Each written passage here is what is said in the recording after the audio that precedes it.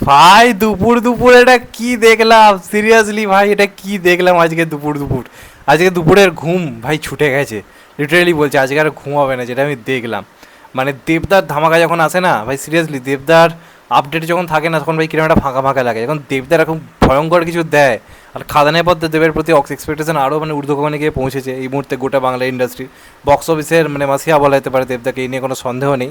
তো আজকে খাদানের, সরি খাদান, এখনও মাথার মধ্যে খাদান ঘুরছে যাই হোক, আজকে রঘু ডাকাতের একটা কোথাও গিয়ে গ্লিমস আজকে একটা এসছে, গ্লিমস বলা ভুল, বলা যেতে পারে ফার্স্ট লুক একটা পোস্টার, এই প্রথম সামনে থেকে একটা দেবদার পোস্টার অফিসিয়ালভাবে এসছে। এবং তার সঙ্গে সঙ্গে আমরা একটা শুটিংয়ের ঝলক দেখতে পাচ্ছি। ফার্স্টে তোমাদেরকে সেটা দেখাই, তারপর বাকি কথায় আসছি।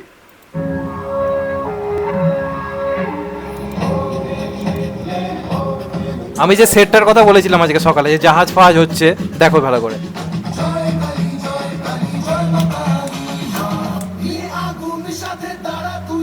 ও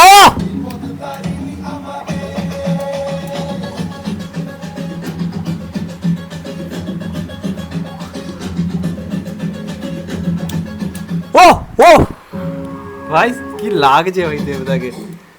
সর্বোপরি বিজিএমটা, মানে এটা তো খাদানের বিজিএমকেও কোথাও গিয়ে মাত করে দিচ্ছে।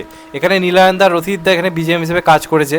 এই বিজিএমটা কার দেবে আমি প্রপারলি বলতে পারছি না, যেটুকু শুনে তো নীলায়নদারই মনে হচ্ছে। ভাই চরম হয়েছে বিজিএমটা। এখানে যে বিজিএমটা পাচ্ছে না, প্রত্যেকবার দেবদার যে কোনো জিনিসের এক্সাইটমেন্ট তৈরি হওয়ার মেন কারণ কিন্তু হচ্ছে বিজিএম। তুমি খাদানের ক্ষেত্রে দেখো, এক একটা ব্যাকগ্রাউন্ড মিউজিক প্রথম থেকে হাইপ ক্রিয়েট করেছে। আর এখানে তোমরা দেখতে পাচ্ছ পেছনে বিভিন্ন আরও যারা দস্যুরা রয়েছে তারা ঘোড়া নিয়ে আসছে, ভালো করে দেখলে বুঝতে পারবে, এখানে পেছনে দেখা যাচ্ছে। আর সামনে এখানে দেবদাকে আমরা তীর ধনুক হাতে দেখতে পাচ্ছি। কি লুক দিয়েছে ভাই, এখান থেকে তিলক কাটা, চুলটা এত বড়, ভাই পাগল করার লুক দিয়েছে দেবদার। হেভি লাগছে দেবদাকে ভাই, হেভি লাগছে। রঘু ডাকাত আই থিঙ্ক এর থেকে ভালো আর কাউকে মানাতো না। আজ থেকে শুটিং স্টার্ট হয়েছে এবং আমি তোমাদেরকে যেটা ভিডিওতেও বলেছিলাম এর আগে, এক্সক্লুসিভ আপডেট দিয়েছিলাম একটা জাহাজ নিয়ে। এখানে তোমরা দেখতেই পাচ্ছ যে জাহাজটা রীতিমতো মানে শ্যুট চলছে, জাহাজটাকে রীতিমতো তৈরি করা হচ্ছে আলাদা করে। একটা এত বড় জাহাজ, সেটার জন্য আলাদা করে সেট নির্মাণ করা হয়েছে।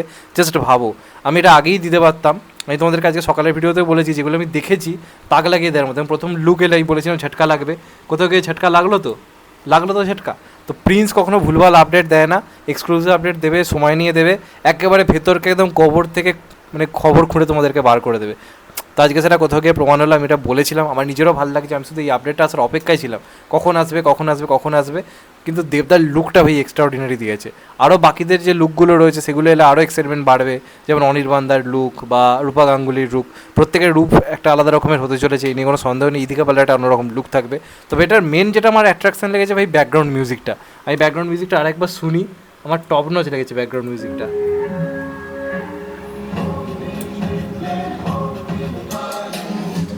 লিরিক্সটা শোনো, লিরিক্সটা।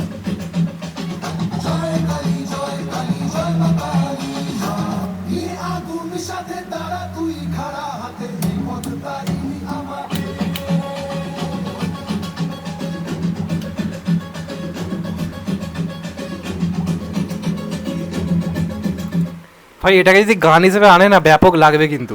মানে দেবদার এখন রঘু ডাকাত সেজে জঙ্গলের মধ্যে বিভিন্ন যারা দস্যু রয়েছে তাদেরকে একটা নাচ হচ্ছে, শুনে তো ওরকমই লাগছে, ব্যাপারটা কিন্তু জমবে। প্লাস এই যে কালী কালী কথাটা বলছে, আমরা জানি কালীর উপাসক ছিল রঘু ডাকাত আর কি, কালী মানে বিরাট বড় পুজো করতো, তাদের মধ্যে হতো। তো যে কারণে ব্যাপারটার মধ্যে সেই ফিলটাও কোথাও গিয়ে দিচ্ছে। তো এরকম একটা গান যদি প্রপারলি আনা হয়, পুরো আলাদা করে শ্যুট করে একটা নাচের গান চমচমাট, এই গানটার মধ্যে একটা মাসি ফিল তো রয়েছে, বুঝতেই পারছো শুনে। তো ভাই পাগল হয়ে গেছি, ছিটকে গেছি, দারুণ লেগেছে। এবং দেবদার যদি এই লুকটা প্রপারলি ঠিকঠাকভাবে ইউজ করতে পারে, আগুন লুক হবে। আমার দারুণ লেগেছে। মানে দেবদা কখন এগুলো করে, কতটা ব্যস্ত জাস্ট ভাবো। আমরা ভাবছি দেবদা একরকমভাবে চলছে, হয়তো বসে রয়েছে, কিন্তু দেখো দেবদা কী করে বসে আছে, সিরিয়াসলি। তো যাই হোক, এটা আজকে হঠাৎ করে এসেছে, যে কারণে মনে হলো এটা নিয়ে কথা বলা দরকার। তোমাদের এটা নিয়ে কী মতামত অবশ্যই কমেন্টে জানিও। চ্যানেলটা নতুন হলে চ্যানেলটা সাবস্ক্রাইব করে দেবে and get the bell icon. ভালো থেকো সবাই, টেক কেয়ার, নমস্কার, আবার দেখা হবে। এখন তো বাই, সবাই ভালো থেকো, সুস্থ থেকো, টেক কেয়ার, নমস্কার, আবার দেখা হবে, ভালো থেকো।